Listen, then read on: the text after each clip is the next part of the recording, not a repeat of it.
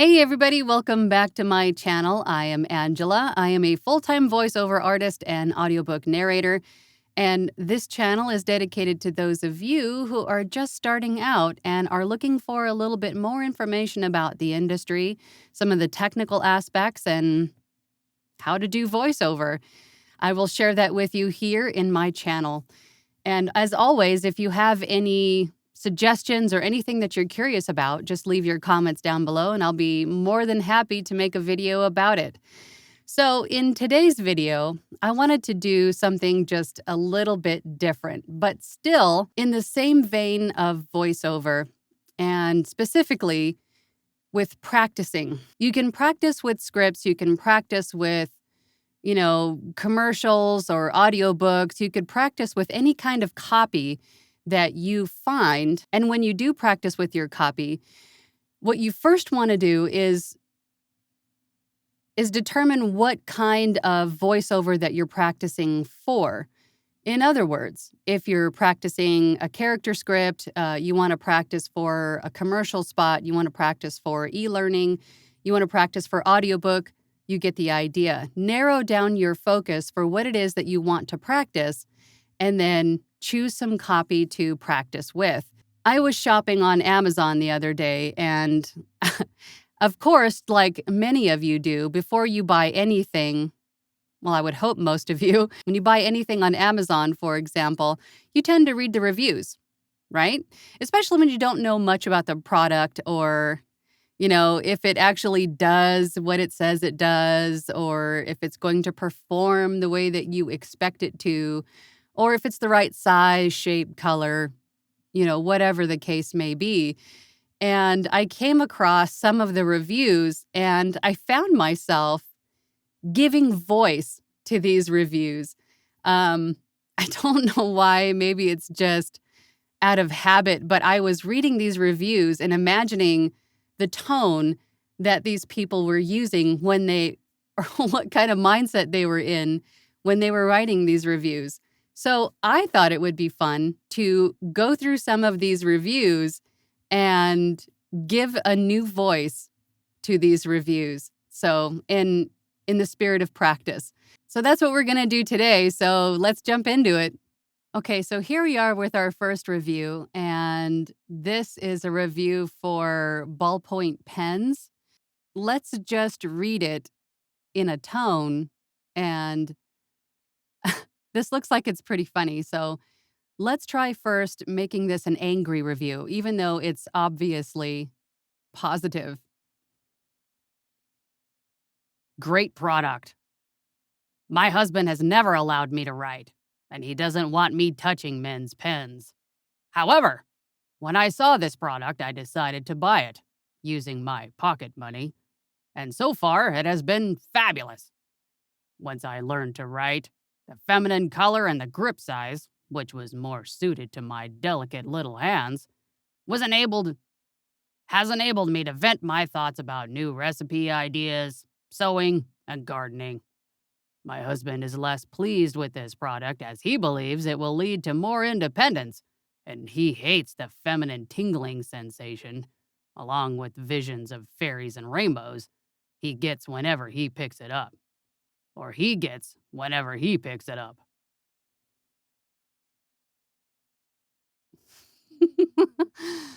Obviously, this was a sarcastic review to this, but I don't know. I find this funny. Let's check out the next one. Okay, so this one is a 1-star review for a baby's book on Amazon. And it's in the comment is regarding the cover of the book. So here is the cover of the book. Where is baby's belly button? And the complaint is, wait a minute, that's a Karen. A Karen Katz Lift the Flap book. Okay. All right. So the review is, do not buy this book. You can see the ending right on the cover. Yeah, yeah. So the question is, where is baby's belly button? But the ending is right on the, oh my gosh. All right. So this one obviously is not a very good review. So we're going to flip it and make this one very positive. This book is completely misleading. The entire plot revolves around finding baby's belly button. The title makes this much clearer from the beginning. However, there is no mystery. There is no twist. Baby's belly button is right where it's supposed to be, on baby's stomach. Right where it clearly shows you it is on the cover of the book. This plot is a complete mess as a result of its reliance on the mystery of where the belly button is. Everything falls apart the second you realize that the baby button was in plain sight all along. There is no conflict, there is no character development, and there is scarcely any plot. Whoever wrote this book must have a serious error in judgment, because you would have to be an infant to not immediately understand where baby's belly button is. This is one of the worst pieces of literature I have ever read.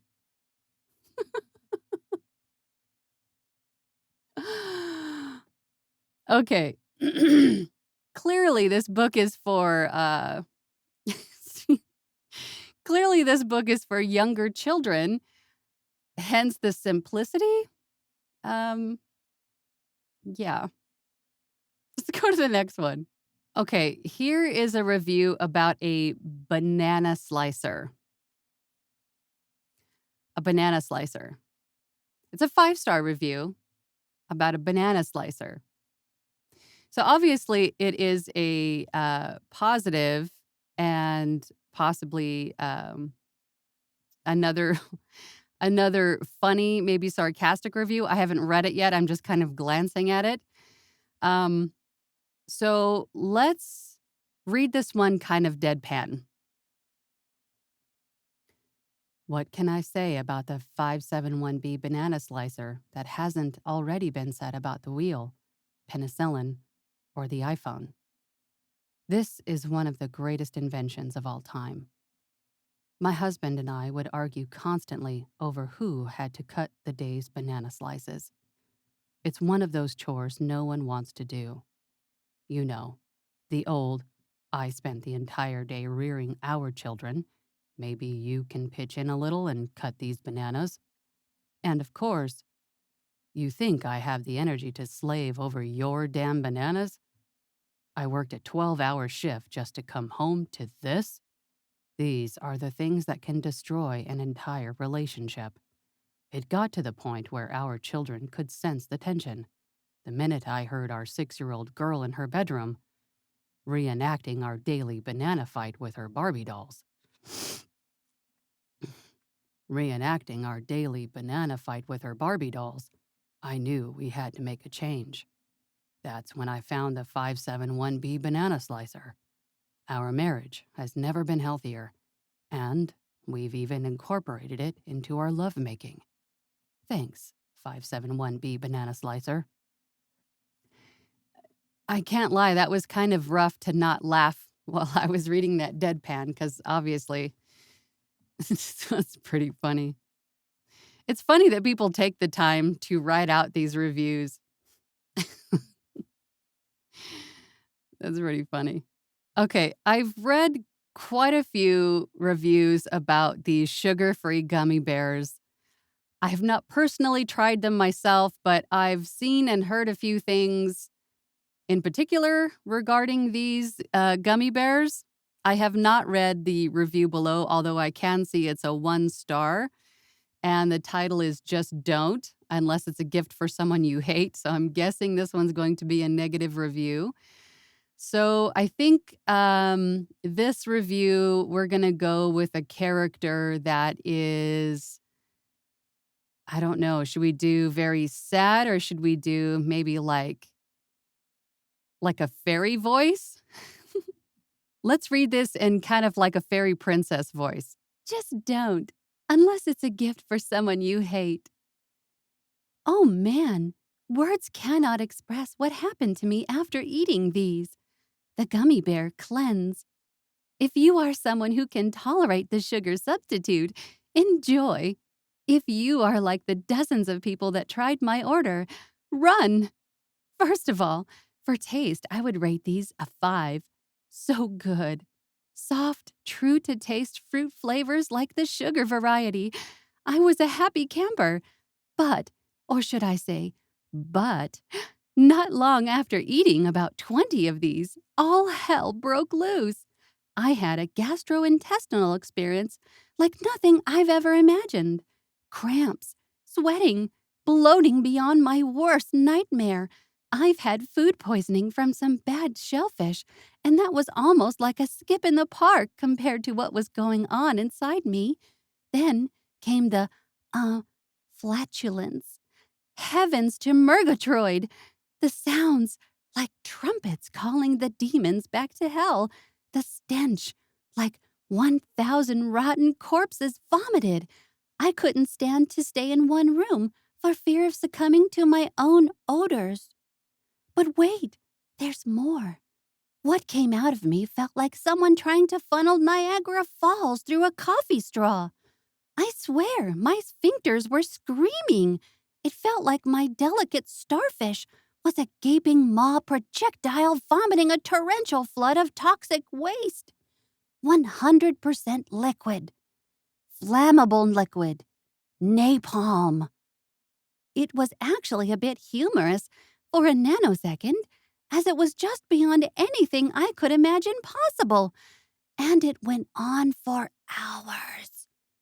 I felt violated when it was over, which I think may have been sometime in the early morning of the next day. There was stuff coming out of me that I ate at my wedding in 2005. I had 5 pounds of these innocent-looking, delicious-tasting hell bears. So I told a friend about what happened to me, thinking it had to be some type of sensitivity I had to the sugar substitute. And in spite of my warnings and graphic descriptions, she decided to take her chances and take them off my hands. Silly woman. All of the same for her. And a phone call from her while on the toilet. Because you kinda end up living in the bathroom for a spell. Telling me she really wished she would have listened. I think she was crying. Her sister was skeptical and suspected that we were exaggerating. She took them to work, since there was still 99% of a 5-pound bag left. She works for a construction company where there are builders, roofers, house painters, landscapers, etc. Lots of people who generally have limited access to toilets on a given day.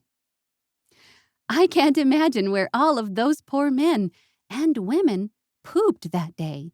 I keep envisioning men on roofs, crossing their legs and trying to decide if they can make it down the ladder or if they should just jump.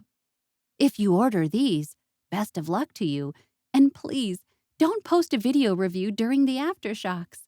P.S. When I ordered these, the warnings and disclaimers and legalese were not posted. I am not a moron. Also, not sure why so many people assume I'm a man. I am a woman. We poop too. Of course, our poop sparkles and smells like a walk in a meadow of wildflowers.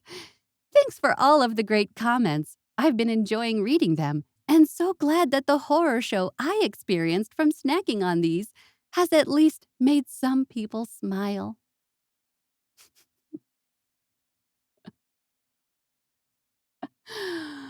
Oh my God, I used to work in construction, and that would be a nightmare. There were times when the nearest bathroom was you had to jump in a truck and drive to a bathroom. That would not have been pretty at all. All right, here's another one that's a 1 star, and it says 1 star is too much for this product. Okay, so this looks like a UFO detector. Okay, so obviously this isn't a very happy review, so I think we'll flip it and give them a character of, I don't know, let's just see what comes to the surface. I don't know if this was a scam or if mine was broken, but it doesn't work, and I'm still getting abducted by UFOs on a regular basis. I'm pretty sure that one was just a joke. All right, here's the last one we're gonna do. This one's a 5-star for a silent wired mouse. Just looking at this, glancing at it, looks like it's read from a guy's point of view. So we're going to do a guy voice. Let's just read it as if it actually was the guy. My girlfriend and I were on the verge of breaking up because I would keep her awake at night with my constant mouse clicking. Not anymore. Consider this relationship saved. This mouse is so silent, she will sometimes forget I'm even home and invite her lover over. He's a pretty cool guy. And that just goes to show that you can practice characters at the least with pretty much anything. Uh, Amazon reviews, you can find some really funny ones and just give them a character.